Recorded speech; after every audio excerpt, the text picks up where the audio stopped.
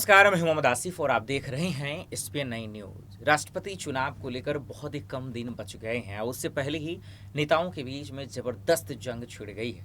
चुनाव से पहले ही कोई किसी को जिता रहा है तो कोई किसी को हरा रहा है। इस बीच में बीजेपी ने ऐसा खेल खेला है, ऐसा जाल बिछाया है जिसमें यशवंत सिन्हा, ममता बनर्जी और तमाम विपक्ष के नेता बुरी तरीके से फंस चुके हैं। इस बीच में कहीं न कहीं बीजेपी के तमाम समर्थकों के साथ जो है विपक्ष का भी समर्थन इस वक्त द्रौपदी मुर्मू को मिल रहा है। यही वजह है कि चुनाव से पहले ही जो है जीत के जो आसार हैं वो ज़्यादातर द्रौपदी मुर्मू के खाते में जा रहे हैं।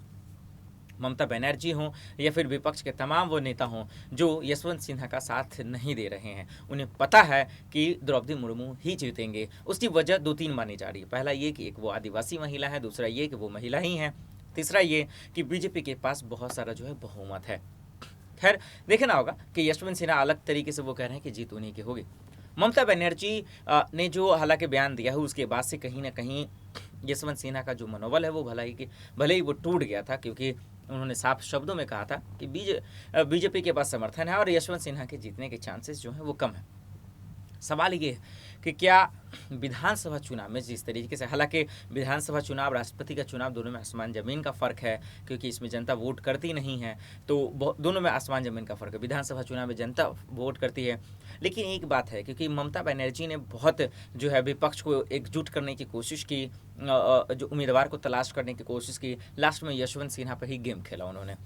तो अब सवाल ये है कि क्या अगर द्रौपदी मुर्मू जीत जाती हैं, बीजेपी की उम्मीदवार जीत जाती हैं, तो क्या विधानसभा चुनाव में जिस तरह से ममता बनर्जी की जीत हुई थी, क्या उसका बदला बीजेपी ले लेगी? ये एक बड़ा एंगल माना जा रहा है। वहीं द्रौपदी मुर्मू की अगर जीत होती है तो यशवंत सिन्हा कह रहे हैं कि ऐसे शालीन शांत राष्ट्रपति लेकर क्या करेंगे आप?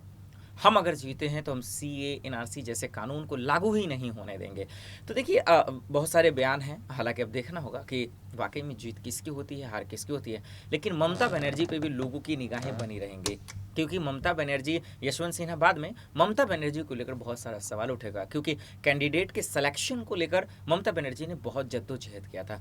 देखते हैं कि आखिर किसकी हार होती है, किसकी जीत, और खास करके बीजेपी ने जो जाल बिछाई है, क्या उसमें ममता बनर्जी फंसेंगे या निकल जाएंगे, ये एक बड़ा सवाल है। चलिए, आज के लिए इतना ही। बाकी खबरों के लिए देखते रहें एसपीएन 9 न्यूज़। नमस्कार।